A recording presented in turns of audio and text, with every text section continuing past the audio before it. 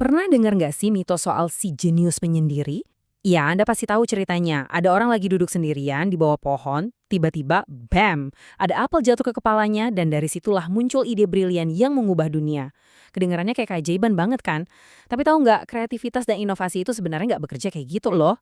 Selamat datang di pembahasan kita kali ini. Hari ini kita bakal bongkar habis-habisan mitos itu dan melihat langsung ke dalam mesin paling kompleks di alam semesta, yaitu pikiran kita sendiri. Kita bakal cari tahu gimana sih sebuah inovasi itu benar-benar tercipta. Terus, dari mana dong sebenarnya ide-ide brilian itu datang?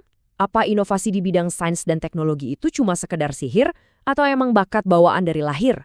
Nah, psikologi kognitif punya jawaban yang jauh lebih menarik nih. Ilmu ini ngelihat otak kita tuh layaknya sistem pemrosesan informasi tingkat dewa, ibarat komputer super tapi jauh lebih dinamis. Jadi, ide brilian itu sama sekali bukan keajaiban. Itu adalah hasil akhir dari proses panjang di dalam pabrik mental kita sendiri. Yuk kita intip gimana pabrik ini beroperasi. Untuk menelusuri jalur perakitan kognitif ini, kita punya 5 tahapan. Pertama, kita bahas mesin inovasi itu sendiri. Kedua, gimana kita menyaring dunia lewat persepsi dan atensi. Ketiga, memori sebagai bahan baku utamanya.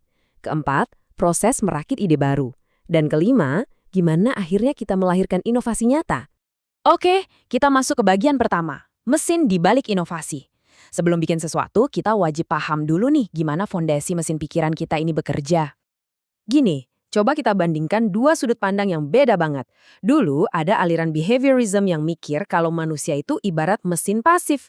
Ada stimulus dari luar, terus kita ngasih respons. Udah, gitu doang. Tapi, psikologi kognitif benar-benar mendobrak pandangan itu. Di sini ditekankan kalau kita tuh bukan cuma penerima informasi pasif loh, kita nih agen aktif. Kita nerima data, memilahnya, menginterpretasi, dan ngasih makna. Bayangin aja, inovasi teknologi atau terobosan sains nggak bakal pernah ada kalau kita cuma pasrah sama lingkungan. Kita lah yang secara aktif mengkonstruksi solusi dari setiap masalah yang ada di depan mata. Lanjut ke bagian kedua, menyaring dunia lewat persepsi dan atensi. Ini ibarat tahap mengumpulkan bahan baku dari dunia luar untuk pabrik mental kita. Jalur masuknya data itu dimulai dari tahap yang namanya sensasi. Ini tuh bener-bener murni data fisik yang masih mentah dan belum ada maknanya. Kayak sekedar cahaya yang masuk ke mata atau gelombang suara ke telinga. Tapi masalahnya, otak kita kan nggak ngerti cahaya, otak cuma ngerti sinyal listrik. Jadi, harus ada proses yang namanya transduksi, di mana saraf-saraf kita bertindak sebagai penerjemah yang mengubah data fisik tadi jadi impuls saraf. Setelah itu, barulah terjadi yang namanya persepsi. Di titik inilah otak kita menyusun dan menafsirkan data tersebut jadi sebuah pengalaman subjektif. Proses ini nih yang bikin Anda bisa sadar lagi lihat jalanan macet parah, bukan cuma sekedar lihat lautan besi dan lampu merah doang. Tapi ingat ya, dunia ini kan penuh banget sama informasi. Kalau otak harus memproses semuanya sekaligus, sistem kita pasti bakal kelebihan beban. Makanya, disinilah atensi atau perhatian kita bertugas kayak bouncer atau penjaga pintu klub malam yang super ketat. Dia membatasi kapasitas kognitif kita dan cuma informasi penting aja yang boleh masuk. Terus apa sih yang nentuin suatu informasi itu penting atau enggak? Jawabannya, emosi. Emosi itu ngasih warna atau semacam stabilo penanda pada data. Misalnya nih, rasa cemas atau kepedulian sosial yang tinggi soal kesehatan mental akan ngebimbing atensi seseorang ke isu tersebut. Nah, gabungan inilah yang nantinya bisa memicu ide super inovatif. Contohnya, kepikiran bikin aplikasi psikologi yang gampang dipakai. Emosi secara natural ngarahin fokus kita ke masalah yang paling butuh solusi. Sekarang kita masuk ke bagian ketiga, memori sebagai bahan baku. Anggap aja ini gudang utama di otak kita. Jadi, informasi yang masuk tuh awalnya cuma mampir di memori sensorik dan itu waktunya cuma hitungan milidetik aja buat disaring awal. Kalau dapat perhatian ekstra, dia bakal naik kelas ke memori kerja. Ini adalah meja kerja mental kita yang super aktif. Kapasitasnya terbatas banget, cuma bertahan sekitar 15-30 detik dan rata-rata cuma bisa nampung 5-9 item sekaligus. Tapi di meja inilah kita benar-benar sibuk mengolah masalah. Kalau diproses dengan matang, informasi itu bakal dikunci rapat-rapat ke dalam memori jangka panjang. Nah, kalau ini sih gudang penyimpanan raksasa yang kapasitasnya nyaris tanpa batas dan bisa bertahan seumur hidup kita. Poin yang benar-benar krusial tuh ada di kutipan ini. Ide baru jarang banget muncul dari nol. Ini fakta yang sering banget disalahpahami orang loh. Kebanyakan orang mikir kalau kreativitas itu kayak nyiptain sesuatu dari udara kosong.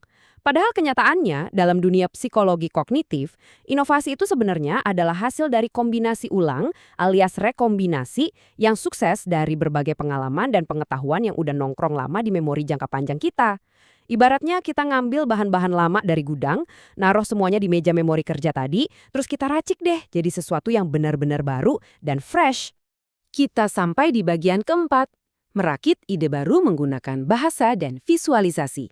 Ini dia alat-alat yang kita pakai di atas meja kerja mental kita. Alat pemecah masalah pertama kita adalah bahasa. Tapi tunggu dulu, ini bukan sekedar ngomong sama orang lain ya. Ini merujuk ke konsep dari psikolog Vygotsky yang disebut bahasa batin. Pernah nggak sih Anda ngomong sendiri di dalam hati pas lagi pusing mikirin rumus matematika atau pas lagi ngerancang proyek teknologi? Nah, dialog internal itulah yang ngebuat kita bisa mengatur pikiran, nimbang-nimbang berbagai opsi, dan merencanakan langkah ke depan. Bahasa ngebantu banget buat ngubah ide yang tadinya ngawang-ngawang abstrak jadi konsep logis yang terstruktur rapi. Nah, alat kedua kita adalah visualisasi. Di satu sisi kita punya representasi verbal, di mana kita pakai kata-kata yang sifatnya abstrak dan simbolik. Ini jago banget buat ngurusin logika dan struktur. Tapi di sisi lain, kita juga punya representasi visual, yaitu kemampuan buat melihat menggunakan mata batin kita. Ini sifatnya spasial dan analog. Contohnya, pas seorang insinyur ngebayangin gimana gerigi mesin berputar sebelum dia mulai ngegambar, nah dia lagi pakai citra mental ini. Visualisasi ngebantu banget kita buat bikin simulasi atau bikin prototyping dari sebuah ide, bahkan tanpa perlu megang satu objek fisik pun. Terus gimana kalau dua kekuatan ini kita gabungin? Alan Pavio ngejelasin ini lewat dual coding theory. Otak kita ternyata bisa memproses dan ngingat informasi dengan jauh lebih baik kalau melibatkan kombinasi dari sistem verbal dan visual sekaligus. Bayangin deh, Anda lagi nyari inovasi baru, kalau Anda bisa merumuskan masalahnya secara logis pakai bahasa batin, terus di saat yang sama Anda bisa ngebayangin bentuk solusinya secara visual di kepala, wih, Anda sebenarnya lagi nggak aktifin mode supercharge di otak kreatif Anda. Bisa dibilang ini adalah resep rahasia di balik banyak penemuan luar biasa dalam sejarah ilmu pengetahuan. Akhirnya, kita masuk ke bagian kelima, melahirkan inovasi di dunia nyata. Waktunya melihat hasil akhir dari perakitan ide kita. Yang paling bikin takjub tuh pas ngeliat gimana semua proses kognitif tadi benar-benar jadi kenyataan di sekeliling kita. Coba lihat aplikasi nebeng bareng atau carpooling. Itu nggak muncul gitu aja loh. Itu lahir dari kemampuan seseorang ngebaca pola lalu lintas alias persepsi, terus diubah jadi sistem yang baru. Terus produk daur ulang plastik, itu hasil langsung dari merangkai ulang secara verbal, ngubah kata sampah jadi bahan baku. Ada lagi aplikasi kesehatan mental yang lahir gara-gara emosi kecemasan, narik atensi kita ke krisis psikologis yang lagi dialami banyak orang. Dan jangan lupa soal sistem pendidikan hibrida. Itu contoh nyata dari rekombinasi memori masa lalu soal belajar tatap muka yang digabungin sama kecanggihan teknologi digital. Semuanya adalah bukti nyata dari mesin kognitif kita yang lagi beroperasi secara optimal. Jadi, jelas ya, ide cemerlang itu sama sekali bukan kebetulan mistis yang tiba-tiba turun dari langit. Itu adalah proses sistematis dari pikiran yang terus-terusan bekerja secara aktif.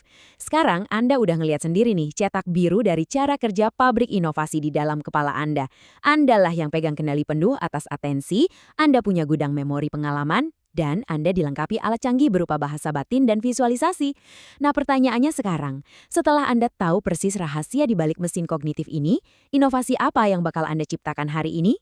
Terima kasih banyak udah ngikutin pembahasan kita kali ini dan sampai jumpa di penelusuran seru kita selanjutnya.